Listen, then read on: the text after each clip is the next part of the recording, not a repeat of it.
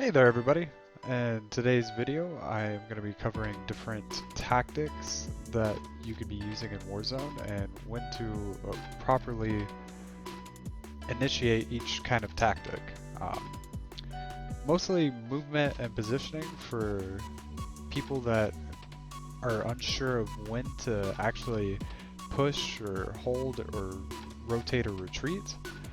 In my experience, whenever I play with a lot of new people or even just randoms within games, some people tend to just keep pushing and pushing everybody even though it's not the wisest thing to do, or maybe even just holding down a building with a sniper for half the game then end up getting picked off trying to jump off the building because you've been there for 10 minutes and people know where you are. First, I'm going to be covering pushing. I believe pushing is probably the most vital thing that you can be doing in this game, only because there are positions that people hold that you want. There are teams that will present a danger to you and your teammates while you are near them. So if they stay alive, then that could be a potential game breaker for you. And so learning how to push and push properly is key for not only you winning the game, but also, well, your survival, which is winning the game. But the question really comes to is, when do you push? Well, I can tell you when you do not push, and that's when you're at a numbers disadvantage.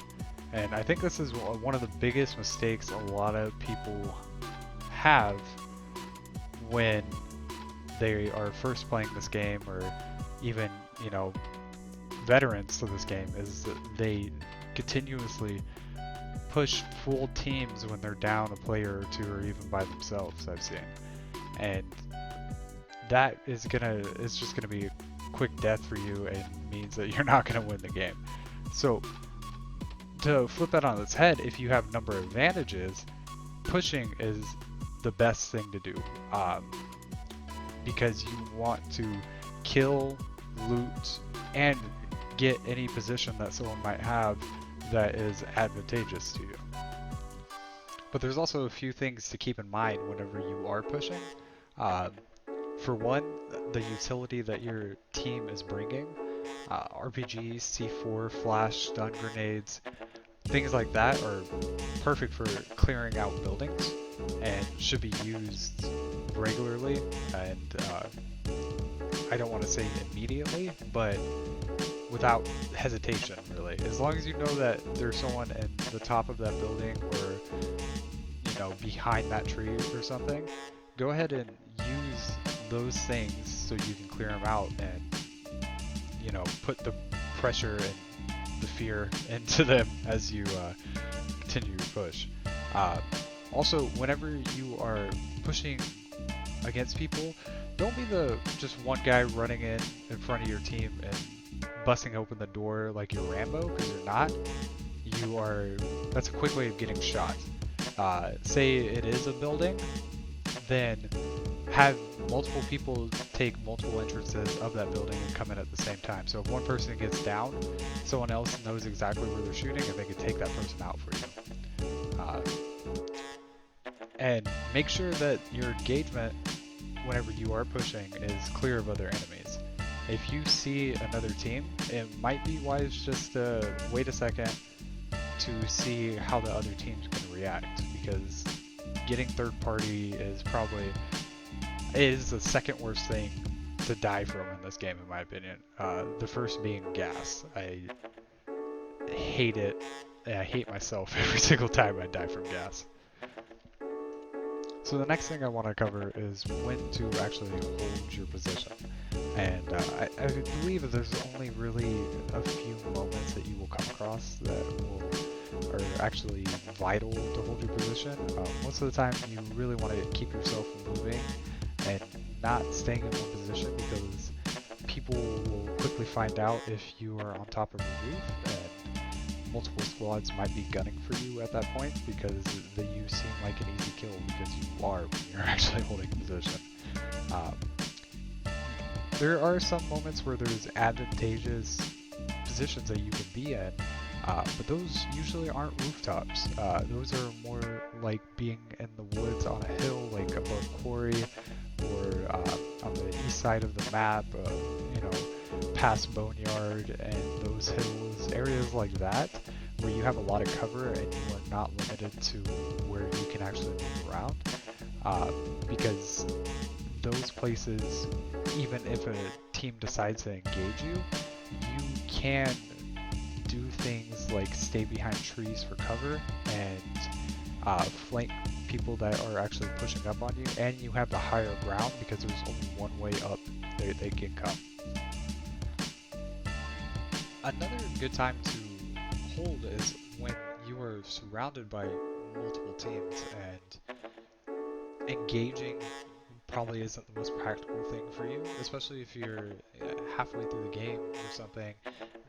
All your team is fresh from Gulag without loadout, and people are running what they feel comfortable with, and you don't have the weapon that you would choose to have in that position or something along those lines. So holding is only going to be useful for you whenever it's just for a brief period of time, and these time periods are always to wait out something, and as soon as that's done, you need to move positions, get to a better spot, push, find loot, but staying in one area is most likely going to get you killed.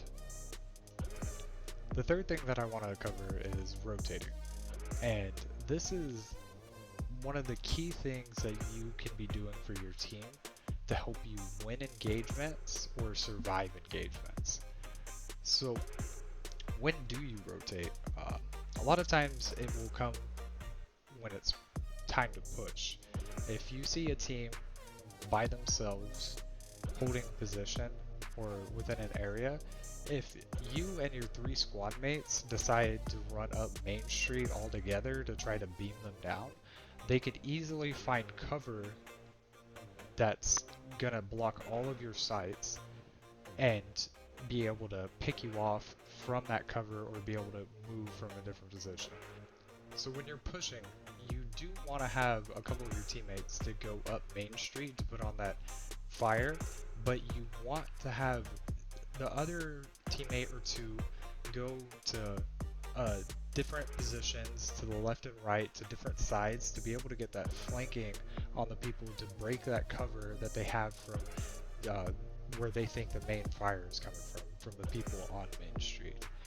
That's key to rotating, because you're not going to be able to shoot someone that's behind a building if you're looking straight at the building, but if someone goes to the right or left, they can get those picks.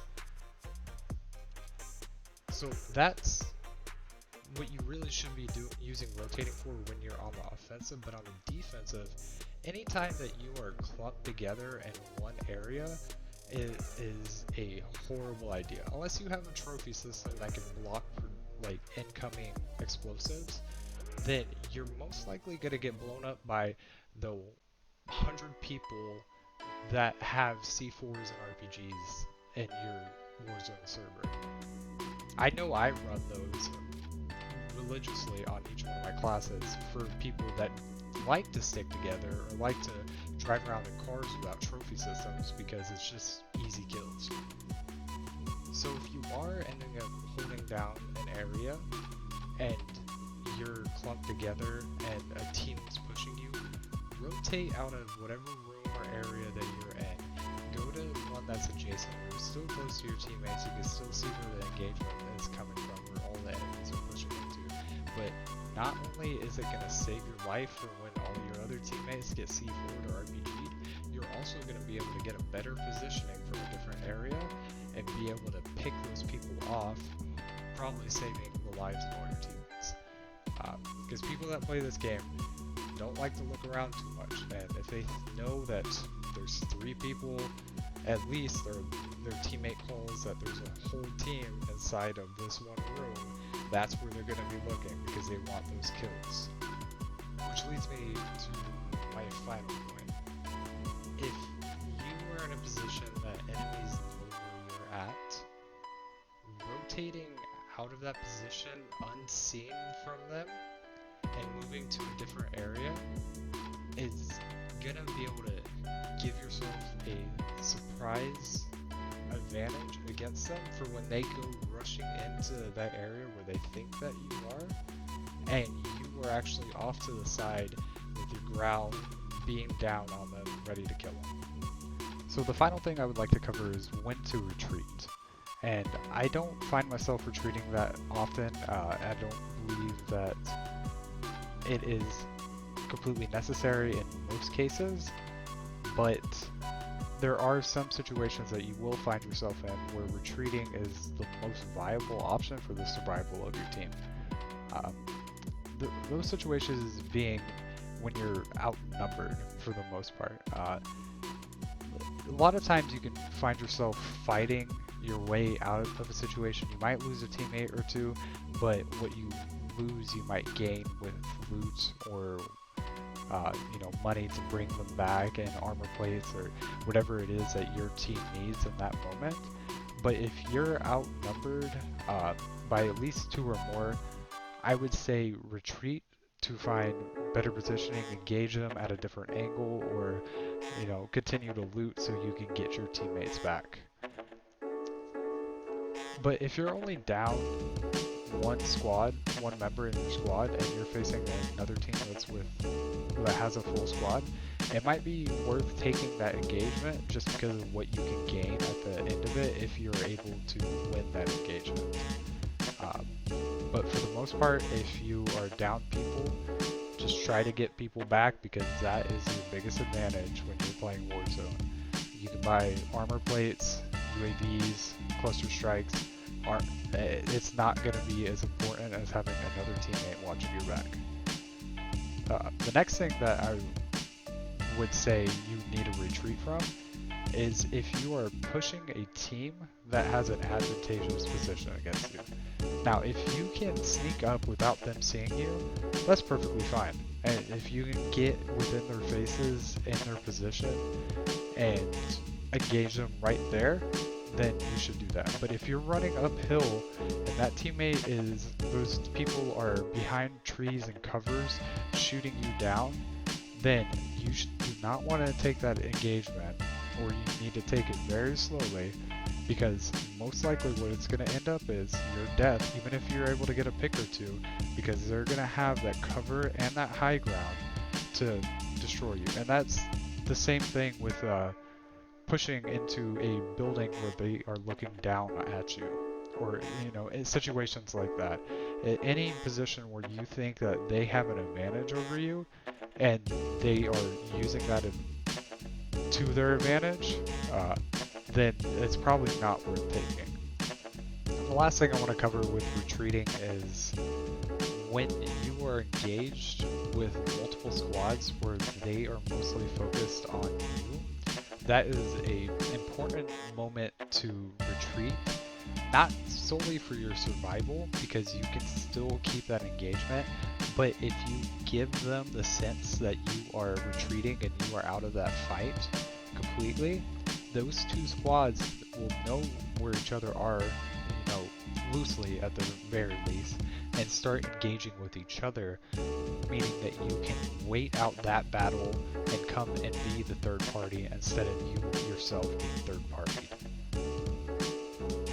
So the aspects that I covered in today's video were all the key factors that I believe go into the different moments of positioning that will strongly help you survive and win Warzone games. But if there's anything else that anyone else can think of, go ahead and leave a comment down below. I will read those and keep them in mind and maybe even make edits to the video.